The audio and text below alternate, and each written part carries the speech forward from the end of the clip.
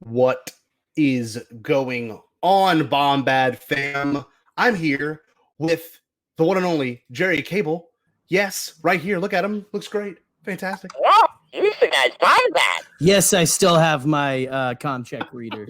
ComTech chip reader. I'm old. It's been 2 weeks, Jerry. I'm glad you still own it. I'm happy you didn't pawn it off. It hasn't moved from the desk. You know who would use? You know who? You know what? I don't even know. Maybe Biggs does have a com link. I don't think he does, but it'd be nice if he did. You know, if he does, it needs to be here right now. Like that's the only problem. But if anyone has it, it would probably be Alex Damon. Maybe you think? Yeah, no, I've been in touch with him. Hopefully he'll end up showing up. He's a real swell guy, and I hope they don't kill him off too early in his next movie. Alex or Biggs? Oh, Alex. Hey. At the very bottom. Let's get us all full screen. Alex. Oh, that's even better. Just right above the sign. Look, I'm looking down at you.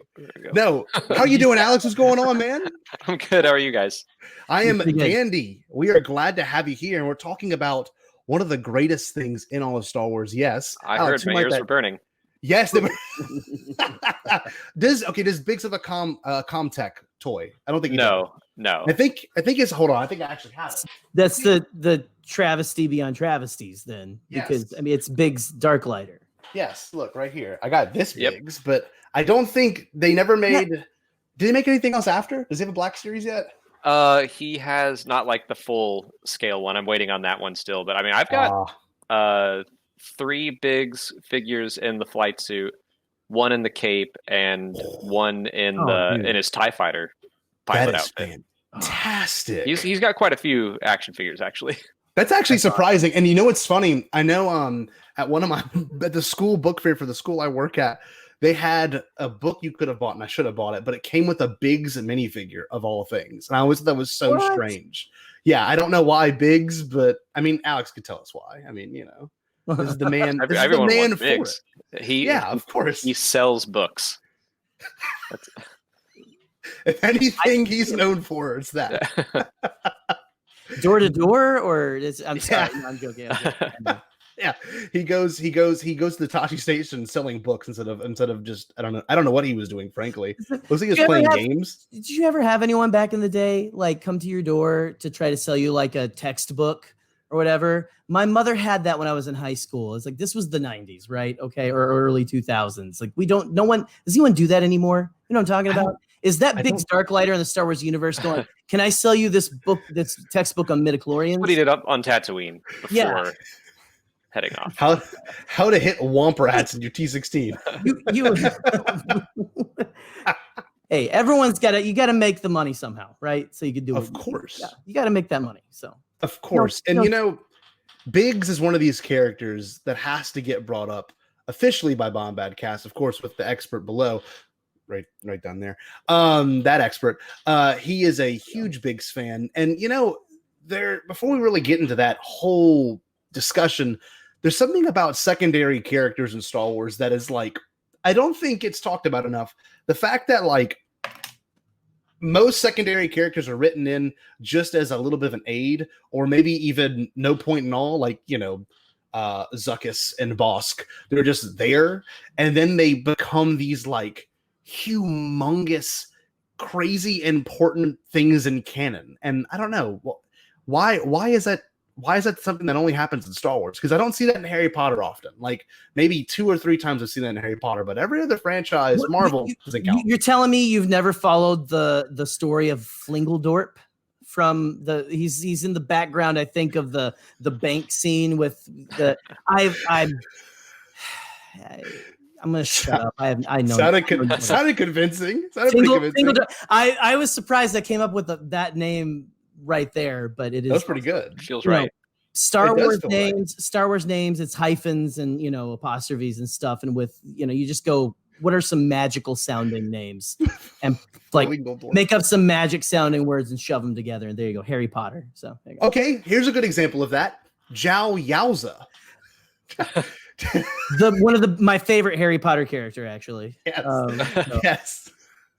why is this something that we can talk about for an hour? Like, why is Biggs something that we can do this with? I don't understand. I mean, I think that Star Wars, and this isn't really in the case of Biggs, but Biggs is kind of a separate thing where he actually did serve a narrative purpose. But yeah, you have characters like, I mean, I love Max Rebo as well, and he's just kind of in the background playing piano occasionally. And like, I think it's just that Star Wars puts a lot of effort into their background characters. I mean, they have so many creature designs and everyone feels unique. So even if you see it for half a second, you're like, that's a cool design.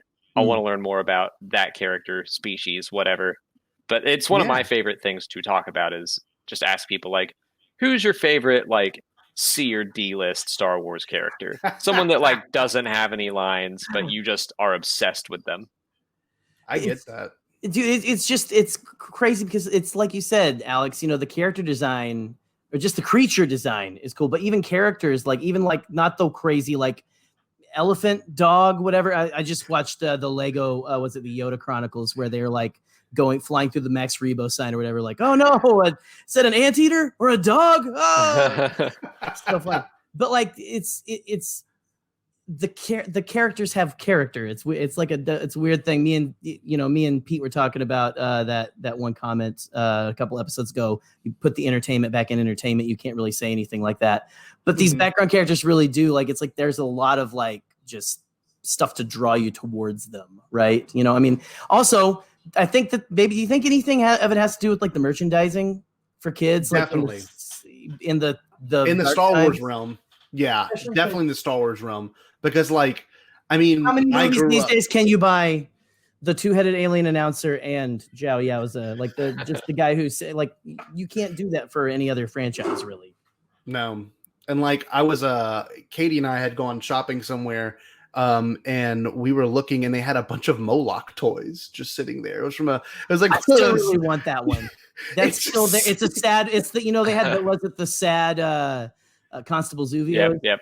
Yes. It's the sad Molochs, man. I want one of those because he looks big. I could hug him while I'm sleeping, like anyway. They're big. It is very big. I think it's chunky. It's not chunky, it's chunky.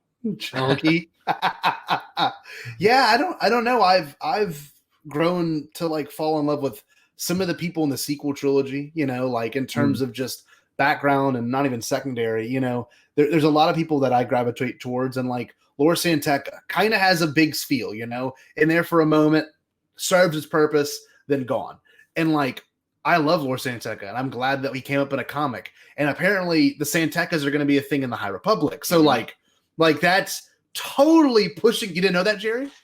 No, I've been like off the grid for a little bit. Yeah. And like that is it's kind of cool because it feels like before I got involved in Star Wars Twitter, whenever things surprised me, it was like, ooh, what? Oh, it's exciting. Anyway, sorry. Yeah. And it's like this old guy that's in there for 2 minutes, maybe. Well, and you're like, the Santecas are back? Like, now the Beverly Hills Santecas?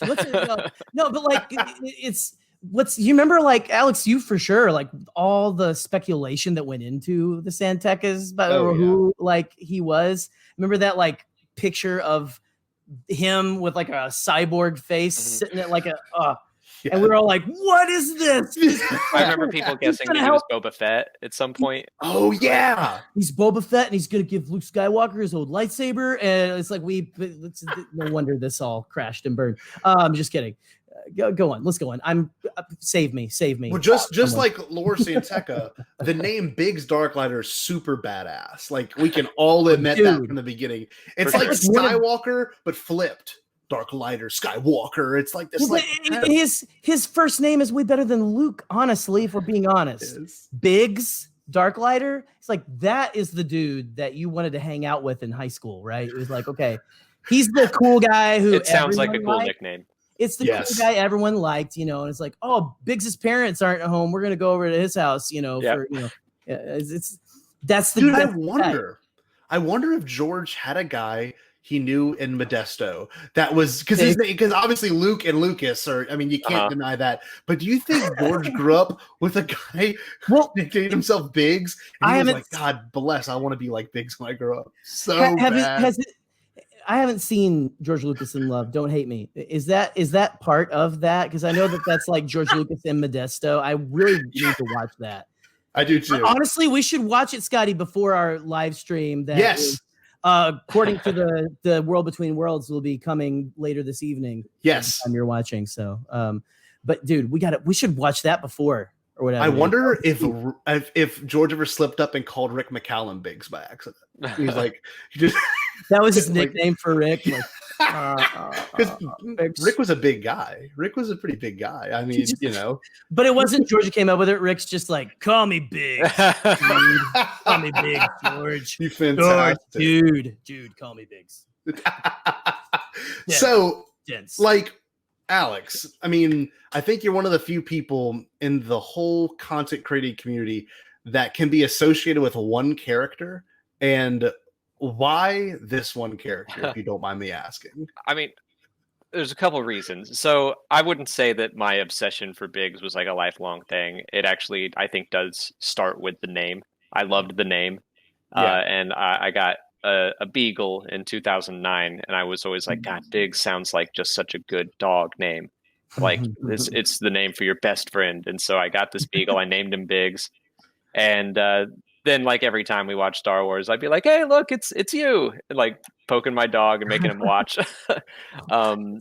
And then I guess from there, it just kind of like snowballed into like a thing where I'm like, I think I do really like Biggs, and I'm going to get some more Biggs merch. And it started as like kind of a joke because my dog's name is Biggs. And like, it has grown beyond that now where I'm like, if Biggs is in a new story, I am excited. If he's getting a new toy, I'm going to get it. But beyond that, like, I do think that there were some like underlying, I was always a fan of Biggs just from kind of like the filmmaking point of view where I didn't know what deleted scenes were in 95 when I was first watching Star Wars. Like, I had the VHSs. There were no DVDs with all this space to put deleted scenes on there. But I remember flipping through like a book and seeing a picture of Biggs and Luke on Tatooine and being like, that's not in the movie. And that's that guy with the mustache at the end of the movie that blows up. And like, oh, Biggs is Luke's childhood friend. I didn't know that. So I started kind of like, that was a little entry point into the fact that, like these secondary characters have fleshed out stories. And then it kind of became a quest of mine to find that deleted scene because it was on a CD-ROM. Wasn't it like Inside the Magic? Was that it? Yeah. It was Inside the Magic, Behind the Magic, something like that. Yeah. And you had to, my friend had it. He had it in like a pack of old LucasArts CD-ROM games. And so we did like all the work to unlock it and finally watched it. And we were like, okay, now I see why they cut it. But still, like we just had this quest, and so Biggs did become like this weird thing that I was coveting back in 95 when I wanted to learn more about Star Wars. But then still he was impacting the stories in some ways where like Gavin Darklighter, his little cousin, is in the Rogue Squadron books. And I was like, oh, hell yeah, another Darklighter. So cool. And like, I love Gavin too. I really love those X-Wing books. So Biggs has kind of always been this weird part of my Star Wars fandom. It's so funny because you wouldn't, I'm sure you would have had some love for him still, but it's one of those things where like you had to work to get it, and you finally got that moment to see Biggs and Luke have the interaction in the deleted scene. And like, it's such a weird folklore kind of thing to think that, before the age of YouTube, before the age of anything being shared on the internet, it was like you legit had to work to find that special moment. I don't know. Like, we all have our own weird moments in Star Wars like that. Like, I told Jerry this, I never saw the special editions, never seen any of them, until they came to Disney Plus. Cause I always had the Harmy ones, or I had just watched my VHSs cause I still had a VHS player hooked up. And like, there's moments like that where it's this weird awakening in your fandom. I don't know. Like, Biggs of all people became the thing you fell in love with. It's pretty awesome. I don't know. There's something to that. Like, there's like a charm to Biggs too that like I don't know why I felt for a lot of people I feel like are just like, I know he's the character that's like what could have been, especially because he was Luke's friend, right? You know, like if they had like continued or whatever. I don't want to step on anything you said already, Alex, or whatever, but like just I don't know what I'm trying to say. I'm just like I've been sitting here thinking, listening to Alex talk, thinking like, man, how cool would it have been had we gotten more Biggs, you know, somewhere, you know, and it's I don't know. This is me, I guess, jumping on your bandwagon, Alex, for hey, more Biggs content. Yeah, it's crazy how intriguing he is with how like little we have him in the film. Oh yeah, but it is like, especially with the special edition of him like right there. I don't know. That's just all I can focus on right now. It's just like, wow, man. And now I am like, okay, let's get the novel. Let's get all that kind of stuff, And I guess I should just go read the legends as well, because that sounds pretty sick. Like Gavin Darklighter. That's almost even cooler name. Gavin Darklighter. Oh. There's nothing else like this in Star Wars, though. There's not many characters that had a whole moment completely taken out and then slightly teased at the end. And then, of course, his death is pretty dramatic. But, like, I think Biggs is, I mean, especially for one of the biggest films of all time, not many people, can say Star Wars and not think of Luke or think of the first movie, A New Hope. Anything, Like, when I think of Star Wars, that's probably the first movie that comes to mind, that or The Phantom Menace. But like for most people in popular culture, it's so weird to think that movie has a whole moment missing from it, that had to, get unearthed and found later to be used again. And I don't know that I don't even know if George talks about it enough. I don't think he even brings it up. I don't even know, besides the fact that Garrick Hagen still talks about it, but I never heard George bring up the importance of his character before. I think he's a super important character. Does he? Go ahead. Sorry. I was just gonna say, like he is kind of the person that Luke lost in that battle. Like Luke loses people left and right throughout that movie. Loses his family, loses Obi-Wan, and then in the Battle of Yavin, it's like he's got another connection to home. That no one else was going to die. No one else significant to Luke, because obviously he saves Yavin, he saves the base, but he still had to, I guess, lose somebody. Which people don't talk about the book Heir to the Jedi a whole lot, which it's not great. But yeah, there is a moment in there, like, or more than one moment, where Luke grapples with like everyone that he just lost, because it takes place right after A New Hope. And I was like, this is nice to see Uncle Owen and Aunt Beru and yes, Biggs all acknowledged. Like, I just lost 3 people I've known my entire life over the course of like 2 days. It's crazy. There's not many Star Wars characters that have that moment besides Leia. They're the only 2, I think, really, when it boils down to it. I mean, Anakin had a moment Leia lost more, but yeah, Leia lost a lot more. You're probably right, but like, I don't know. Biggs is there, so much of that movie. I mean, he should have been there so much of that movie, and in his last moments, it's actually, the music cue is pretty important. Everything's big. It's not blown away like Porkins is kind of just like, oh, he's dead, and like a Wedge has a scary moment, but like Biggs's death, like that's when Luke looks back and he's like, oh man, like Biggs is gone. What were you gonna say, Jerry? I saw your head move. Well, I was nodding in agreement with you, and all I was gonna say earlier when I was trying to get Alex, I was trying to drown out Alex, was I was gonna ask if the gentleman, like who what's the gentleman's name who plays Biggs? Does he still have a mustache? That's literally all I was gonna ask. And so, no, not the last time I saw him. I'm not some deep well of knowledge, I promise. I watched Garrick Hagen's interview actually when at 17, when he was there at Celebration, Alex. And he goes, I should have, I don't know where he's from, but his voice is incredible. Like, he is like the classic old man voice, but that's how Biggs kind of talks. It's hard to explain. But Garrick Hagen has his name's also Super Star Wars. Huh? Right. Oh yeah. Like velvety smooth. Yeah, it's smooth, but it's got an oldness to it that you don't like a whiskey, like a fine whiskey, like, kind of burns a little going down, but I don't know what I'm talking about. Like, I don't know, like with Garrick Hagan, he even mentions in the interview, like, I should have brought my mustache. So I don't know if that mustache was real the whole time. I don't know if that was real, but maybe it has to be. I refuse to believe it's fake. But what if, though, there is some lost, like, holy grail of Star Wars props, and it is Biggs Darklighter's mustache? Well, what would you do for that mustache? I'd go full Indiana Jones on that. I'd break into Lucasfilm. I'd run away from a giant BB-8. Could you imagine? That'd be incredible. I don't know. That'd be amazing. So what I wanted to do real quick while we're all on here is I'm going to actually play the deleted scene that Alex discovered as a small child. And I don't know if Alex is going to cry on camera. I mean, I hope he doesn't, but he might. I mean, we'll see. I hope he doesn't. It would be rather odd. We'll give you a moment to compose, after. Yeah.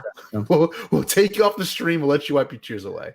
But this is the deleted scene that should have been in A New Hope. Now, can everyone see it? Does it look good? Perfect. Yeah. Excellent. All right. Well, look, I'm going to click play. This is right when he arrives at Tashi Station.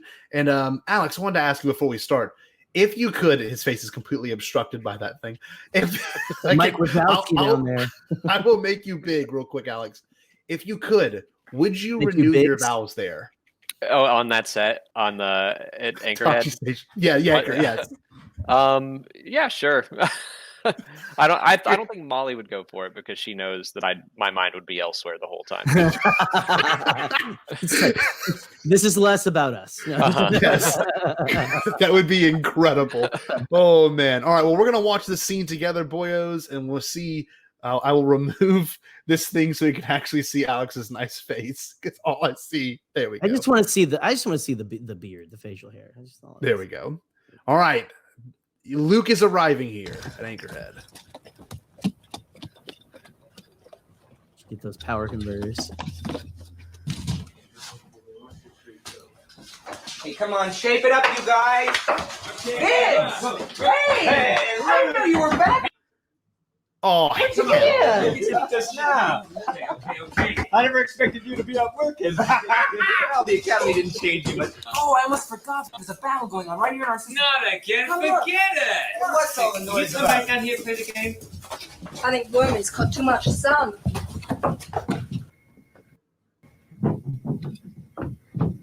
There they are. Let me see. That's no battle, hotshot. They're just sitting there. Probably afraid of tanker refueling. I love that. Hot shot. That's such a classic, like, dad phrase. Come on, hot shot. He's got such a sick voice. He looks so cool. Like he does. Maybe the best costume in A New Hope. I'm gonna be honest. I'm a terrible Star Wars fan. I don't think I've ever seen this now that I'm watching it. I thought I had. What? Jerry? And I would not be opposed to it being back in right now, frankly. So there we go. Go on. It gets better. So like, I don't know. I just love the way like how endearing it is. Like look how like the inside there felt like if that feels like to me like Inside Echo Base almost. Like it feels a little like there's a lot going on and stuff. It's got that lived in. Anyway, I don't know. I can't believe I'm discovering this for the first time. I've known that Luke's Gilligan's Island hat exists, but you know. Yes. Using a lot of promo, but look at Big dude. He's got the cape like that. That thick man. It's too many clothes for the desert, but it looks good. It looks great. Everyone knows that to keep the heat out, you got to wear more clothes. So. Yeah. Well, I'm gonna get this ball rolling again, but like the pants almost look leather. Like he looks fantastic. All right, let's see. That's no battle, hotshot. They're just sitting there. Probably afraid of tanker refueling. But there was a lot of firing earlier. Hey! I tell you, Luke, the rebellion's a long way from here. This planet, big hunk of nothing. I doubt if the Emperor would even fight to save the system. Hey, you watch it. Don't worry about it, Wormy. Dude, his voice. I'm just gonna say it again. His voice is so sultry. Come on, Luke. It sounds unreal. Hey, that shot. And I never noticed old girl. What's her name? Cammy. Alex or Jerry. Yeah, Cammy. I don't. Wormy. It sounds weird. It sounds like I don't know. I don't know if I like it. All right, we're gonna keep it going. It's Ray's mom. Right? I was yeah, it is. Sorry, I'm a little too. I told you guys I was behind. It was. It's the old woman that asks, "Who are you?" I have seen people throw that idea around. Yeah. Well, we know the Tatooine sun really ages you. So yeah, cool. All right, let's keep it going, kids. So close, I thought I was going to find my instruments. As it was, I busted up the Skyhopper pretty bad. And Uncle Owen, furious. He wound up grounding me for the rest of the season. You should have been there. It was fantastic. You ought to take it a little easy, Luke. You may be the hottest bush pilot this side of Mos Eisley, but those little Skyhoppers are dangerous. Keep it up. One day, whammo, you're going to end up a dark spot on the downside of a canyon wall. Look who's talking. You've been hanging around the Starfleet so long, you've been sounding like my uncle. You know, you're getting a little soft in the city. I've missed you, kid. Hey. Yeah, well, things haven't been the same without you, Biggs. It's been so quiet. What'd you say, Jerry? He jumps off a stage like a front man. Like I just, sorry, that was just so sick. I can't believe that I'm just discovering this because this is not supposed to be about me. Holy crap, that's amazing. It's I freaking love this. Their chemistry is like next level. Also, have you ever heard Mark Hamill? Like he doesn't sound like Luke Skywalker in some of those persons. Like, hey, he's trying to sound like Biggs or something. Okay, let's talk about that. Hold on, I gotta bring it up before we keep watching this. We've all had that friend that we love, and like they show up to a party or you're at school, whatever the situation is, and they walk up to you, you're like, oh, look who's walking in. We all Jerry. No, I meant you want to be like me. That's the thing. Oh, that's exactly what it is. I start talking like you. I start talking like this, and oh gosh, I'm out. No, but in all seriousness, I know we've all. Oh, did he actually? Oh, bye, Jerry. We've all had. Okay, we've all had that friend, right? I mean, we've all had that bro that we're like, yeah, dude, what's up, dude? Yeah, it's such a special thing to have, and like, not many moments of Not many moments are like that in Star Wars, at least. I don't know. Like we talked about it before, Alex, but the end of A New Hope when Biggs and Luke see each other, they're like, "What's up?" They're like shaking each other. Is a lot like Finn and Poe in The Force Awakens. I don't know if that was conscious, but do you not remember that? I said that before. Have you said that before? Yeah. I'm not listening. You should know that by now. I'm sorry, guys. Continue. All right, it's fine. Look, I'll get this pull back up. We'll get. I like how much you guys like this scene. Like, I'm actually someone like, this should not have been in the movie.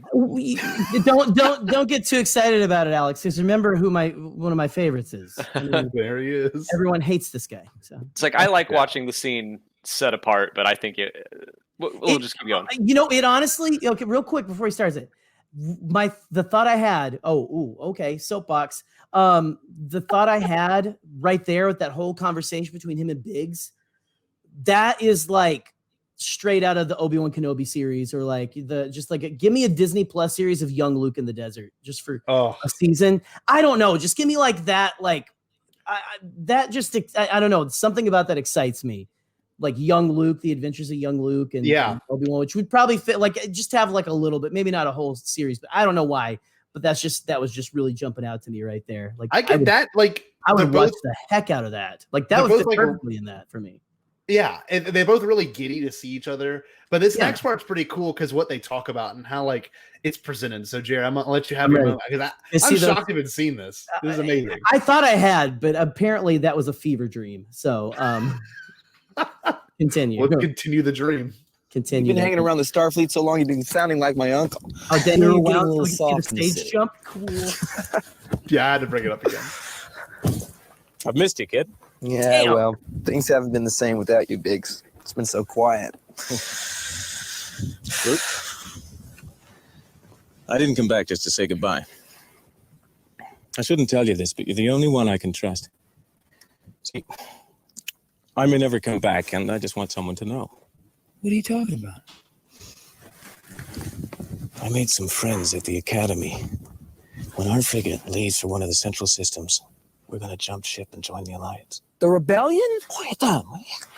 You got a mouth bigger than a meteor. I'm quiet. Listen how quiet I am. You can barely hear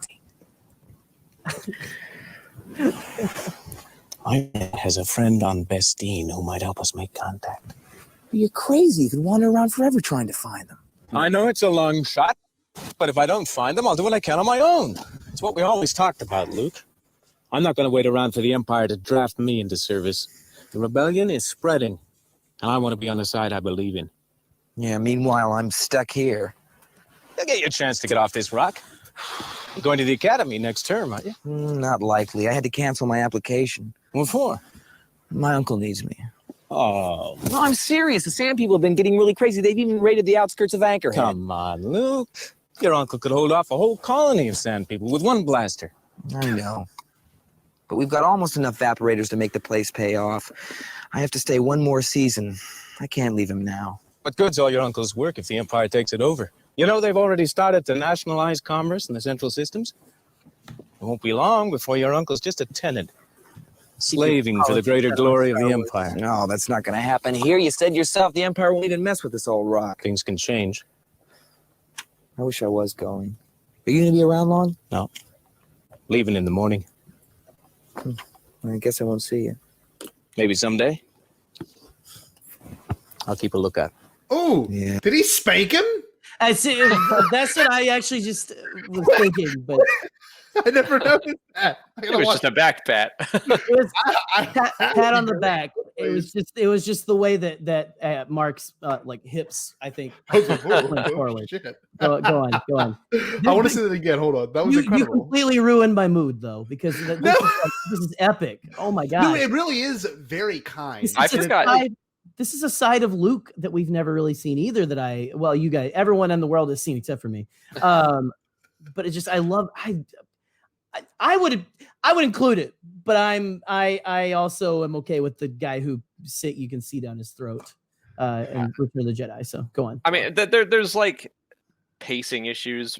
I think Yeah, that there would be with the movie, but I forgot like how much is thematically in this and all the politics in it, which it's just like very, very spelled out in this scene. Like I didn't realize there was one line that's really good foreshadowing that I had never noticed, is when he was like, you never know, when he's like, the Empire could end up here, and he's like, you never know, Luke. And I'm like that is pretty sick, because the next 15 minutes of the movie they're all trying to kill everyone, you know. This is really good, but I gotta see this pad again because it looked I want a Lucas cut. I want a Lucas cut with this scene in. Give me the George Lucas cut. Give me Glory. No, that's not going to happen here. You said yourself the Empire won't even mess with this old rock. Things can change. I wish I was going. Things can change. Are you going to be around long? No. Leaving in the morning. I guess I won't see you. Maybe someday. I'll keep a lookout. Yeah. I'll be at the Academy next season, and then who knows? I won't be drafted into the Imperial Starfleet, that's for sure. Well, take it easy, buddy. You'll always be the best friend I've ever had. So long, Luke.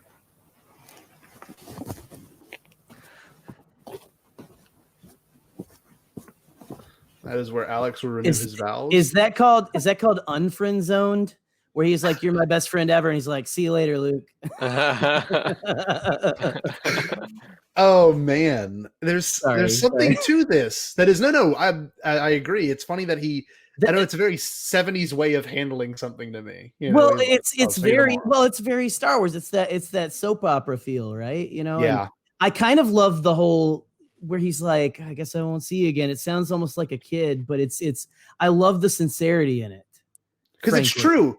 I mean, if this dude was going to the Alliance, he could possibly not come back. I mean, for real.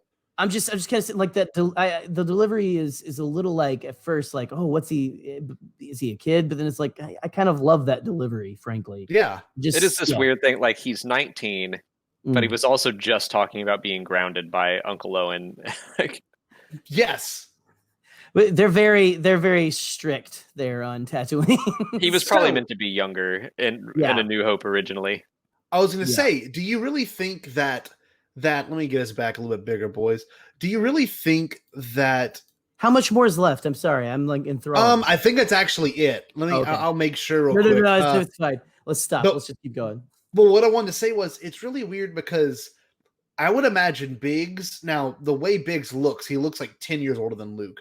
Is there a canonical answer, Alex, as to how old comparatively Luke is to Biggs, or Biggs is to Luke. I want to say that Biggs was 2 years older, but I have to look it Wow. up now.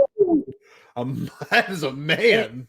That Tatooine son, and then just 2 years Uh-huh. makes a lot of difference at that age. So Yeah, like I don't know. No, he was born by 19 BBY, so he's older than Luke, but nothing specific yet. okay. In Legends, he was 5 years older than Luke.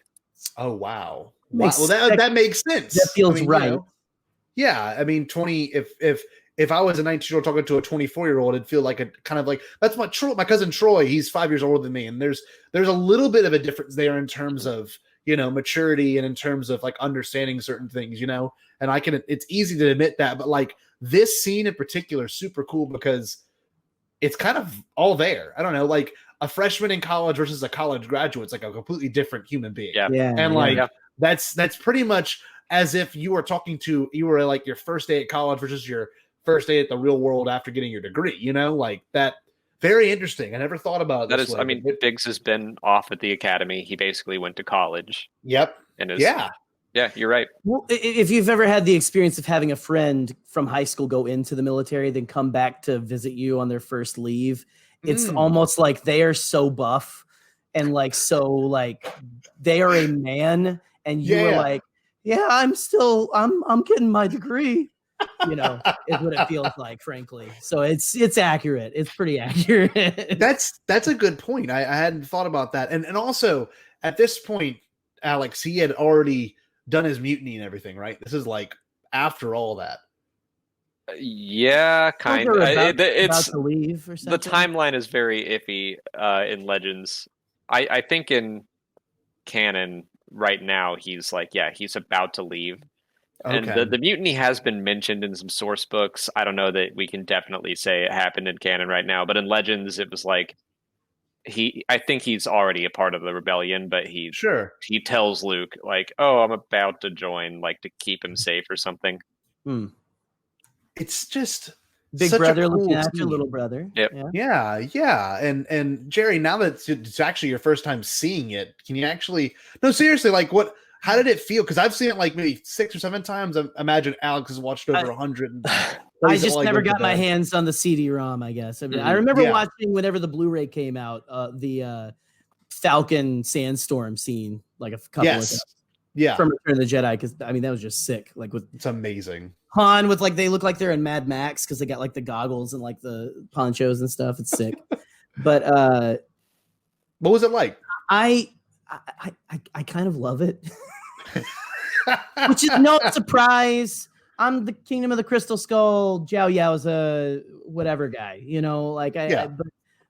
but to me, there's some meat in there that, like you said, Alex, it may not. I don't know if it would exactly fit in A New Hope the way it is. Like if there was like an extended cut or something, I would watch it. It would feel like watching the 4-hour Siege of Mandalore and Revenge of the Sith thing pushed together, probably. But I kind of love everything that's in there, frankly, because it gives Luke that it makes him feel more like a kid, which I know it's like, he's supposed to be 18 or 19, but like also it really feels like he's a little sheltered, by his aunt and uncle. And that really kind of, it's like he's got the friends and stuff, but they are just kind of like, oh, whatever. I don't know. I really love how that, to me, that makes, that adds so much more. Well, obviously, because it's given them more time together. Sure. That adds more tragedy. Like I felt my heartstrings being pulled, talking about, I'll see you soon enough or whatever, which is that classic, like Star Wars is equal parts.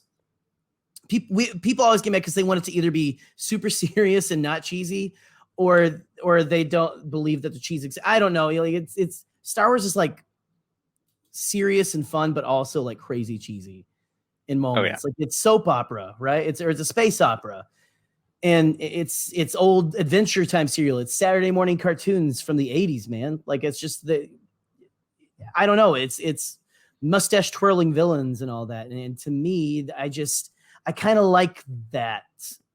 Heavy. It's not so ham-fisted that I feel like they're beating me over the head with like a honey glazed, it's that sweet spot of Star Wars cheese where it's like enough to maybe eye roll for me. Like, oh, okay, that's kind of that. This wouldn't be in like an Oscar-winning film, but it's maybe that modern mythology sweet spot that Star Wars kind of hits. I don't know. I get that. That's a good point. Where sometimes it's more. Sorry, but go ahead. Well, it's just you're on a roll. Keep going. Sometimes it's more.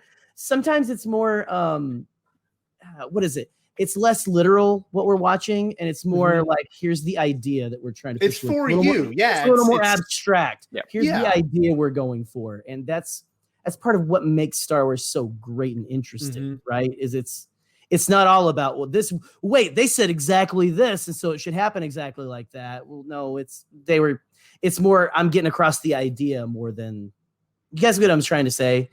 Yes, I get it. More thought for thought than word for word, kind of a feel and stuff. Yeah. Okay. The soapbox is done. It's done. So go ahead. Alex, please enlighten us. Oh, no, I was gonna just like that. It's been a while since I've watched it, and I remember it being a lot worse, honestly.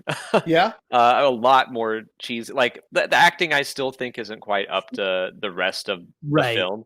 It feels a little off if you were to edit it back into A New Hope. Sure. But like I really do like the content and like what the scenes are about. I see why they cut it, especially like pacing, and I think it just feels a little off. But I really do wish that like maybe if they had just nailed that scene a little more, it could have gotten into the special edition. Well, okay.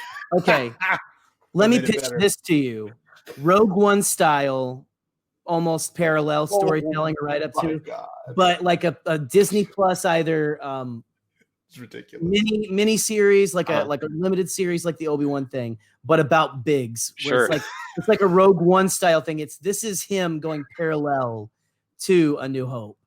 I'd watch. Obviously, I'm into that. Well, you're into that, but I mean, like, that doesn't sound like something that's like crazy niche, though, that no one else wouldn't watch, right? Oh. Like, that's kind of like a modern way of telling stories, especially like if you that's how you pitch it to an audience too, right? To the not as Biggs in life, like the audience who aren't as into Biggs or don't know who Biggs is, the normies or whatever. You pitch it to a casual fan by saying like, this is parallel to A New Hope. It's what Luke's friend was going through and stuff. It's this guy with the mustache who dies at the end and stuff. Like, it's just, I don't know. It sounds dumb now that it's out of my head. No. There's please, Lucasfilm, if you're like Kathy, Pablo, guys, anyone, Alex, you've got use your shill card, man. Come on. Yeah. I'm cashing it in. Yeah.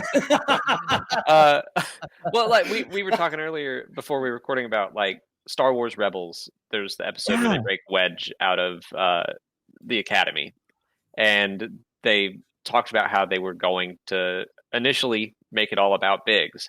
And then they're like, that doesn't quite line up with what happens in A New Hope and in those deleted scenes. So they went with Wedge instead, which is all fine. But like Biggs did have a cool defection story in Legends. And I think it would be a good thing to explore. Someone who hasn't really been affected by the Empire so much. Like Luke isn't all that worried about the Empire at this point. Tatooine's not overly affected. So someone who uses the Imperial Academy to get off of their podunk world, and then as they're going through indoctrination and stuff, they're like, oh, I don't think I'm about this. and seeing that turn, and then the defection. And actually, I think the From a Certain Point of View chapter about Biggs mentions the Rand Ecliptic, which is where he defected. So the groundwork is there. They can flesh it out. Well, for real. I mean, the Cassian show, I'm just saying, not to say that the writer, whoever's writing, it's like, gotta throw Biggs in there. Got it. But this could be the way we maybe Cassian helps him with the mutiny. He could rewrite canon, but I mean, be sick. It'd be really badass. I mean, it would be amazing if we got, in some way Biggs showing up in live action for once. And even, you know, like almost in Rebels, just that much closer in Rebels. And I think, you know, if they're looking to, I don't know, maybe they give them, like you said, Jerry, parallel storytelling. Maybe Biggs can have this huge moment that would honestly give more credence to this deleted scene, you know? Well, especially because it seems like from the perspective of A New Hope that he was a part of the rebellion for like a day. Yeah. But again, timelines, who knows how time works in Star Wars. Was it that Matt said that one time? He's like, time in Star Wars is based on what the story needs or something, right? Especially hyperspace. Yeah, which is like, I'm like, cool, tell me a good story, you know, like I like that. I like that. Yeah, I don't care. You don't have to like give me the breakdown chart. But I will also take the breakdown chart if you have one. But what I was gonna say, the best part of Resistance was where it started running parallel with Force Awakens, right? I agree. That was the best part of the whole show. I was on the edge of my seat, like I know what's happening, but it's like to see again from his perspective, Kaz in that situation where that was his home planet getting destroyed. That just kind of added more to that too. So anyway, I'm always down for Star Wars parallel stories, like in any form. Give them to us. Anyway, well. In terms of parallels too, there's something that has to be said, but like he is like the original Lando, and I don't mean that in any bad way. Like Billy D is smooth in his own right, but like in terms of a look and aesthetic, it almost looks like they were like, all right, let's put. Do you think that Garrick Hagen's old clothes on Billy D because they're the same exact size? And this is going to look and sound great, you know? Come on, Luke. It's adding more credence to your theory that George knew some cool, like he was literally like some cool dude who had a mustache and wore a cape. Must have worn a cape, like he had, because it's a theme. There is a theme. Everyone's like, George, do these people need capes? He's like, oh, the coolest people wear capes. Like, I don't think that's true, George. Like in Modesto. Only the coolest person in the world can really pull off a cape, frankly. I mean, and not get laughed at. Just see Billy D. Williams walks into a grocery store wearing a cape. No one's gonna even question it. I mean, like, yeah. You know who else wears capes? Another thing you could bring up real quick. Krennic? All the Alderaanians, though, in the deleted scene from The Phantom Menace. That is the weirdest thing, by the way. I don't know if y'all have seen, Jared, have you seen that one? Probably. I can end the show with that. It's been the greatest. It's like Bail Organa's in this like giant, like he's like, I remember he kind of has like kind of a like poncho cape thing, especially even in Rogue One, you know? Yeah. Gosh, something more Jimmy Smiths in capes too. By the way, like just you can never get enough Jimmy Smiths. Imagine men with very trimmed facial hair, like Alex. In capes in Star Wars, please put Alex in a cape and put him in Star Wars. Could you imagine Biggs and Bale having a conversation about capes? Number one, that'd be pretty sick. But I don't know if we'll ever get it. It's something a band can dream. If we get two characters having a conversation about capes in Star Wars, I can die happy. Like it's just that would be fantastic. I don't think that would be too meta at all. I would love that. I'm totally into it. I like your cape. I like it. I like your cape. Hot shot. We got close. We got close with Lando and Solo, I think. Just them talking about like this is a lot of capes. Speaking of, George directed that scene. George did the cape scene. Oh my God, we're opening up a whole thing now. We're gonna have to do like an investigative journalism kind of a thing. What is it with you and capes, George? We are Bob Woodward right now, like diving into like this like Cape Gate or whatever this is. Ooh, Cape Gate. Cape Gate. Just that sounds cool too. Damn. Gosh, come on. All right. So capes are so cool. To kind of round this out, because we're coming near the end of this, and I think it's been a fun episode. But I want to ask you, Alex, what was it like really meeting real life Biggs, Garrick Hagen, that time of Celebration, man? What was that like? So fun. I mean, that's like that's what I tell people. The trick is like you make your favorite character someone that's not Luke, it's not Harrison Ford. It's like you walk up and like there might be one other person in line, and then you get to talk to them as long as you want. Like I was just hanging out wearing this exact shirt Oh yeah, let's see it. Hold on, let me get the logo taken off. There we go. Oh my gosh, that's sick. Telling him like Biggs is genuinely my favorite character, and here's why. And he was like thrilled to hear it. Awesome, we talked for a good 10 minutes, got his autograph, and then I had to go get my picture with him like immediately after that. So waited in line, got up to him, and he was like, he remembered my name, which was thrilling. Oh god, that is sick. So, yeah, I mean, it went as surreal. it went exactly how you would hope meeting someone at a convention would. Yeah, that's awesome, man. That's so. Did he call you Hot Shot? Oh no. Hey, in 2022, did he get up on top of his autograph table and jump down really cool? Like Can we just recreate the entire deleted scene real quick? Yeah. Talk to me like I'm Luke Skywalker. Come on, Hot Shot. There's something to him, man. He's got something to him, and I imagine talking to him in person. I'm sure there was a moment where you were like. I actually just realized I didn't know that he was on Twitter until the other day, but he followed me. What? That's sick! Of all people. I just happened to see that notification. It was like, that's one of those moments where you're like running to people, right? And like, look, follow me. Follow me. It's and like who? Yeah. Oh, dude, seriously, your YouTube and Twitter career is over. You can quit. Right? And his Twitter handle is @BiggsRed3. Like, come on. Okay. Pull up that picture of Biggs again. Okay, pull up the picture. Me? Yeah. Well, I have to get everyone taken off. You. I'll get everyone taken off. Yeah. All right. Let me pull off everyone real quick. You can't say anything, Jerry, because you're getting pulled off. Oh, okay. Come back in. All of okay. us. Yep. Alex. True or false? Or tell me what Biggs Darklighter, best X-wing pilot helmet of all time. Oh yeah. Ooh.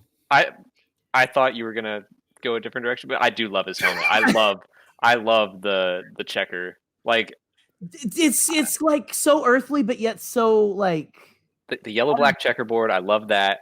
So cool. Wait, I don't have any tattoos, but I've always like thrown around the idea of what would I get if I got one, and I might I have considered just a little yellow and black checheckerboard. That's awesome. Okay. Celebration 2020. It's 2022. Holy crap. 2 years from now. I'm not gonna cry. That's enough time. Are you gonna get that Biggs tattoo at Celebration? I might. Do we start get it with Matt Martin? I kind of want to start something where me and Scotty are gonna get matching Stay Bombad tats. Nice. Celebration 2022. I haven't told him yet, but here we are. It's out. Let's just all go slap our money on the table and be like, just put like wherever you want the checkers. I don't know. It's probably like more of a sleeve type of thing. I'm sure it doesn't work as a tramp stamp or a stinker or whatever, so. Please cut. No, it might. But that brings up one last thing too. When it comes to like, I don't know, that helmet and everything, there is an iconicism to that character, like it's super subtle, it's super niche, but like I feel like anyone that would watch this character would be like, man, he's sick or he's just badass or something. That one just has I'm just realizing how much that one really does stick out though amongst all of the others. Even Luke, the iconic of iconic, right? But there's just something about the Biggs helmet that is just amazing. It's different enough, right? It's just he's the nonconformist. I think they did make him probably the X-wing pilot that was supposed to stand out the most besides Luke. That was on purpose. And then like all of his scenes got dropped. Right. But he does have the coolest helmet. I'd imagine that's all I wanted. Yeah, I would love to know where you thought I was going to go to. Oh, I just thought you were going to like start a debate on who's the best X-wing pilot. Period. Well, clearly it's Biggs, right? No, I'm just kidding. Scotty, what were you going to say? That's a big topic right there. No, that could be something in the future. But I will say this: I'm surprised you don't have. Do you have a Biggs helmet anywhere? Yeah, Molly got me one. Yeah, it. Hold on, whatever. I'll just get up. you gotta get him. Hey, we're not formal. We're not formal here. You know, Alex. We aren't Star Wars Explained. We are not. No. No. The Bombadcast. That's a pretty sick looking belt you got back there. No, that's from the Schmodown. That's the that's the Star That Wars. is the Schmodown belt. Okay, now can you get that over your headphones? I actually just figured out if I could or not. It's a tight fit, but I did it. Don't break it up. No, I've done it. Okay. I know I've done it. And it's like even more like the helmet, right? Because then you got like you can hear it's like, okay, now we got to do a whole thing like Red 5 standing by. Look how nice Alex looks. Oh my gosh, that is amazing. Oh no, Alex, we can't hear your audio. I don't know what happened now. There it is. I was like, can I get this over my head by the time Squadrons comes out so I can play like Oh man, that is so awesome. It's the coolest, if not one of the coolest. I kind of like Poe Dameron's helmet as well, but that's the new style helmet. I like Biggs is the classic, like classic helmet. I've got to figure out how to get it on without it being completely cockeyed by the time. Headphones in first, right? Maybe. I don't know. What a look. What a stud. So this is a preview of what you're going to get when you watch Alex live stream Squadrons later. The orange shirt just sets it off. You just find a white vest in your set. He's going to have his VR goggles on, the headphones, and then the helmets on top of that. Just like 8 pounds on my head. Yes. And he's going to... It's like freaking Ahmed Best on the set of Phantom Menace, like trying to like walk around and say, "We love you, Ahmed. Please come on." Well, look, Alex, this has been a blast. I'm so glad we can have you on to have this discussion.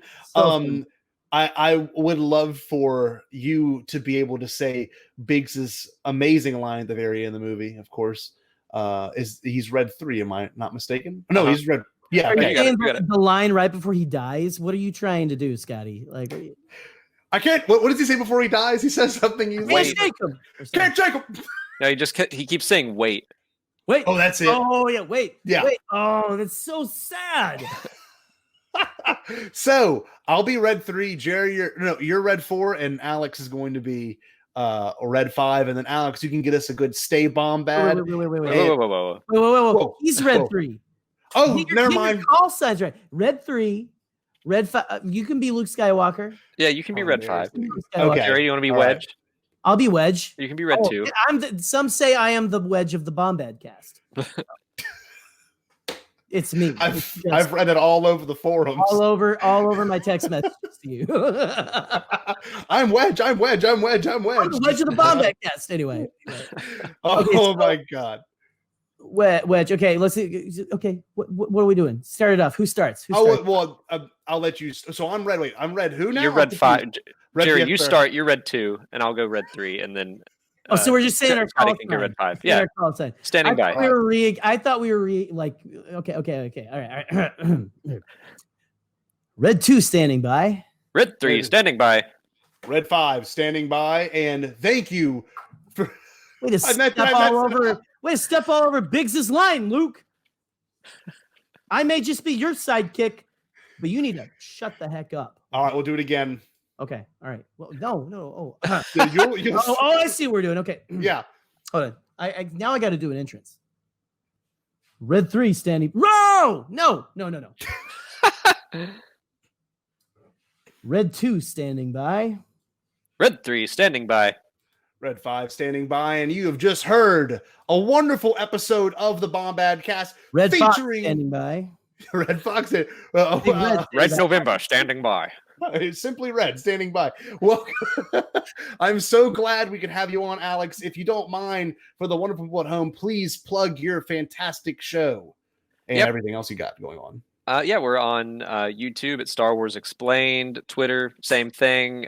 Started streaming on Twitch here and there, getting prepared for Star Wars Squadrons to come out in October. My Twitch channel is Alex Damon Live. Yep, I'm in there frequently. It's a fun chat. I'm not gonna lie. Make sure you get your Alex Damon emotes. But with that being said, thank you so much for coming on the Bombadcast, Alex. And I'm glad you could come in and join the podathon today. And if you haven't yet, if you like this episode and everything, please donate to tiny.cc/podathon. It's going to Make-A-Wish Foundation. It's a fantastic thing we've got going on here beyond the blast doors. With all that being said, Alex, can you get us a really good Stay Bombad to close out the show? Stay Bombad, hotshot.